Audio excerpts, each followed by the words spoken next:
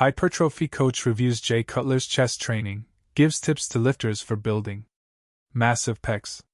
Hypertrophy coach Joe Bennett analyzed Cutler's chest training, offering insight and body mechanics tips for building bigger pecs. Jay Cutler squeezed out every last drop of sweat to solidify himself as an all-time great bodybuilder.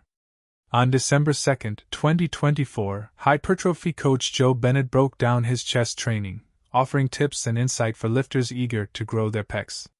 In 2006, Jay Cutler finally won the coveted Sando Trophy after numerous second-place finishes behind his rival Ronnie Coleman. To catch up with the king, Cutler mimicked Coleman's training and consumed an unbelievable amount of food to have the mass necessary to stand against him. Not only did Cutler manage to dethrone Coleman, but he became the only bodybuilder in history to win back the Mr. Olympia title after losing it. He accomplished this feat in 2009 when he quad-stomped his way to victory against Branch Warren and Dexter Jackson. While Cutler retired in 2013, his training efforts are still appreciated by fans and experts worldwide. Today I'm going to review Jay Cutler's chest training with the hopes of creating a massive chest just like this, a chest so big, it creates shadows. It creates a space underneath the pecs that's so large and cavernous there could be mythical underpec creatures living in there. Hypertrophy coach analyzes Jay Cutler's chest training, gives lifters tips to build massive pecs. Exercises looked at in this video: dumbbell flat press, black circle barbell bench press, pullovers, chest fly, cable crossovers, dumbbell flat press. First, Joe Bennett analyzed Cutler's cadence and rep speed, offering insight into how he approached one of the most popular chest day lifts. Although Cutler used a faster tempo, Bennett implored beginner lifters to focus on going slower.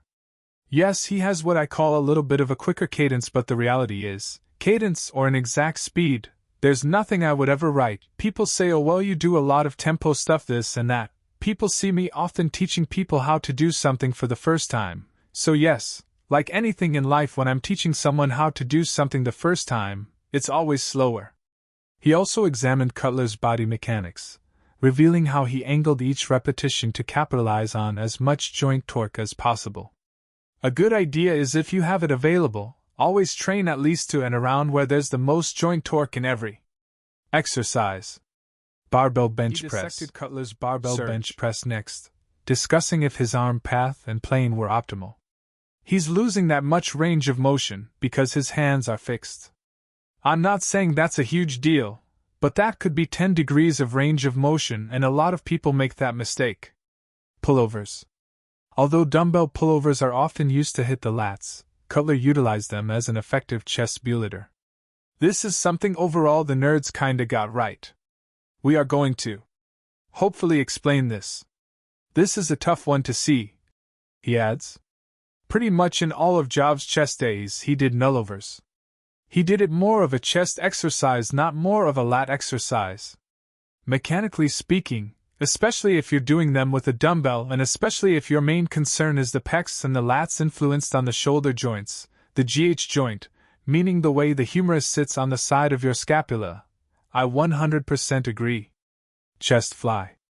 He drew some interesting conclusions based on how much Cutler bent his elbow during chest flies. He said it's a very good practice because it won't limit the range of motion. People watch Jay do flies and they say, is that really a fly or is it really a press, especially when he's doing his heavier ones. Look at how much his elbows are bent. He shares. It's a pretty drastic elbow bend there. What's the point of pointing that out?